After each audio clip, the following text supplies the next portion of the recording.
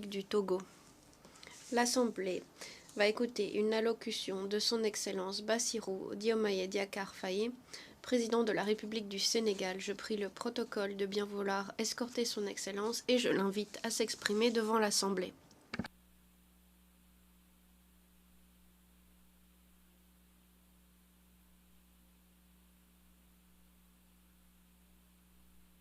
Président de l'Assemblée générale, Mesdames, Messieurs les chefs d'État et de gouvernement, Monsieur le secrétaire général, Madame la secrétaire générale adjointe, Mesdames, Messieurs, distingués invités. Avant tout propos, je voudrais saisir cette tribune pour saluer à nouveau la mémoire de mon compatriote, Amadou Makhtar Mbow, qui vient de nous quitter. Ancien directeur général de l'UNESCO de 1974 à 1987, il fut un homme d'État émérite et un fervent acteur panafricain de la lutte pour les indépendances. Je félicite M. Philomène Yang pour son élection à la présidence de cette Assemblée générale des Nations unies, ainsi que son prédécesseur, pour sa contribution à la mise en œuvre de notre agenda commun. À travers vous, je formule mes vœux de succès dans la conduite de nos travaux. Je salue également l'engagement constant du secrétaire général Antonio Guterres, dont les efforts pour promouvoir la paix, la dignité humaine et le multilatéralisme sont plus que jamais nécessaires. Le Sénégal renouvelle son plein soutien à sa mission en ces temps de turbulence mondiale. En prenant la parole aujourd'hui, je suis habité d'une conviction profonde: l'unité dans la diversité est la clé pour garantir le développement durable et la dignité humaine pour tous, partout dans le monde. Ce thème de la présente session, qui guide nos discussions, nous invite à repenser nos responsabilités collectives et à nous assurer que les principes fondamentaux des Nations unies, définis il y a près de 8 décennies, continuent de porter la promesse d'un monde plus juste et plus équitable. Mesdames, Messieurs, nous vivons dans un monde troublé, où les principes de la Charte des Nations unies, qui prônent l'égalité, la justice et le respect des droits humains, sont chaque jour mis en mal. Les conflits s'étendent, les inégalités se creusent et les crises climatiques aggravent la vulnérabilité de millions de personnes à travers le monde. De surcroît, nous assistons à une remise en cause inquiétante du multilatéralisme, à un moment où l'humanité en a le plus besoin.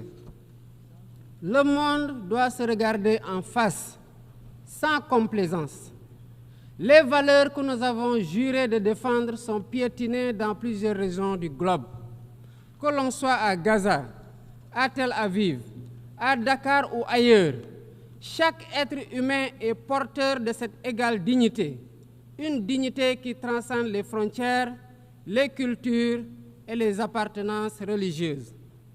C'est notre devoir à tous de veiller à ce que cette dignité soit protégée et respectée pour chaque être humain, sans exception.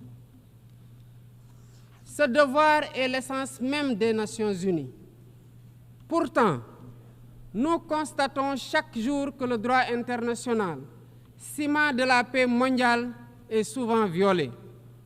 Des résolutions adoptées par cette Assemblée sont ignorées.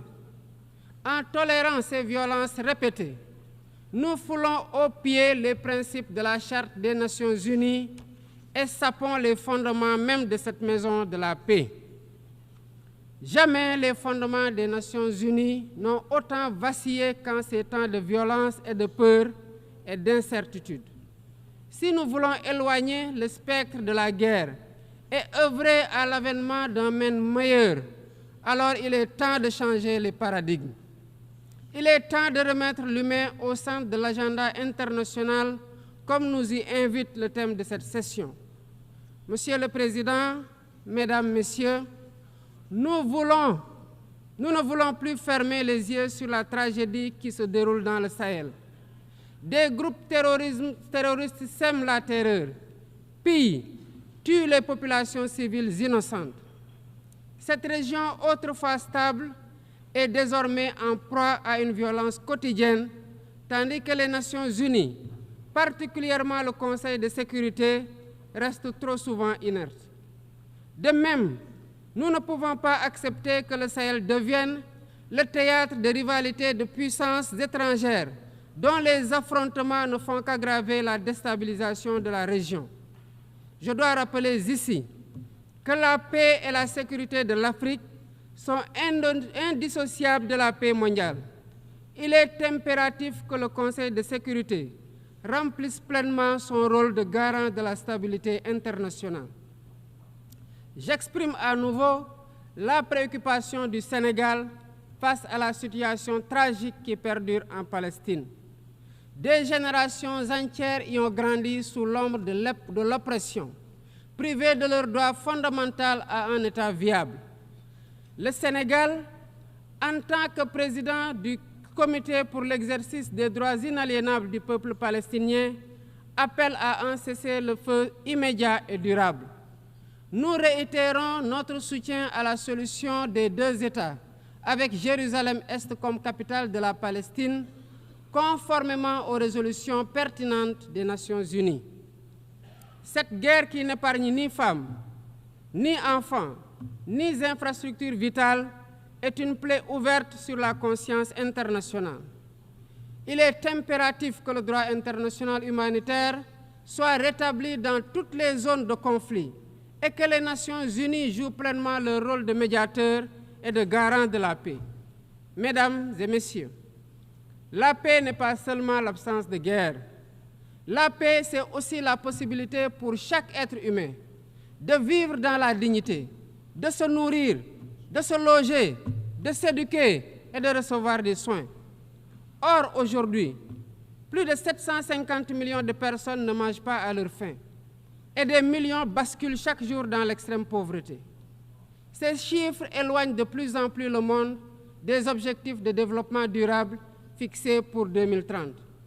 Nous ne pouvons plus accepter que les mécanismes de gouvernance mondiale continuent de reproduire ces inégalités. Il est alors temps de rompre avec la logique du chacun pour soi et de bâtir un nouveau contrat social global fondé sur la solidarité et la coopération. Ce contrat doit inclure des réformes majeures pour s'attaquer aux défis politiques, économiques, environnementaux de notre époque.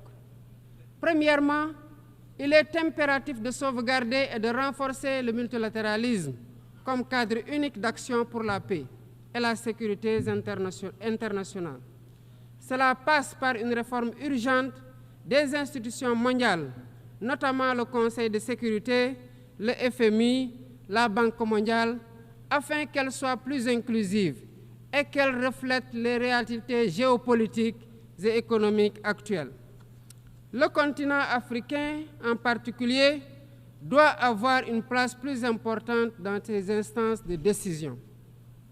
Deuxièmement, il est temps de corriger les injustices économiques qui freinent le développement de nombreux pays du Sud.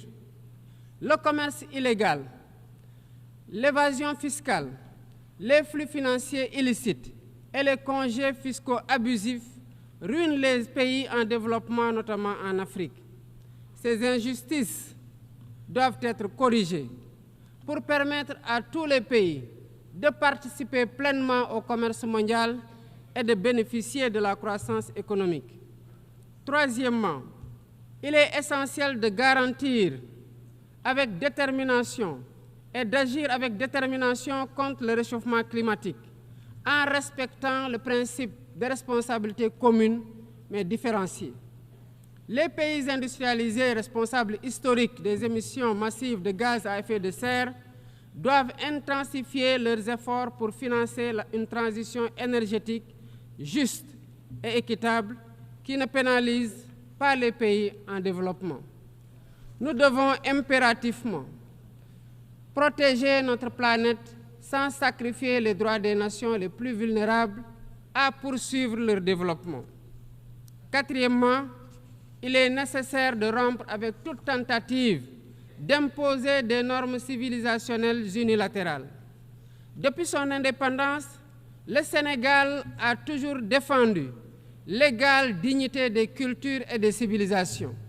Et cette diversité doit continuer à être la base de la coexistence pacifique entre les peuples.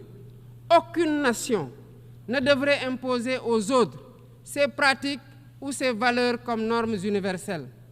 Le respect des différences est le fondement de la stabilité et de la paix dans le monde. Mesdames et messieurs, le Sénégal est fermement engagé dans cette voie. Nous avons choisi de bâtir un État résolument tourné vers le développement durable avec des initiatives ambitieuses dans des domaines tels que les énergies propres, la souveraineté alimentaire et la gouvernance transparente. Mais nous savons que pour réussir, nous avons besoin de l'action collective et de la solidarité internationale. Aucun pays, aussi puissant soit-il, ne peut relever seuls les défis qui menacent l'humanité.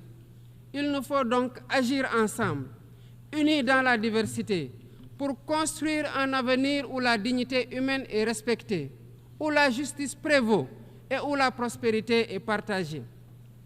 C'est par la coopération et le respect mutuel que nous surmonterons les crises qui secouent notre monde. Je vous remercie de votre aimable attention.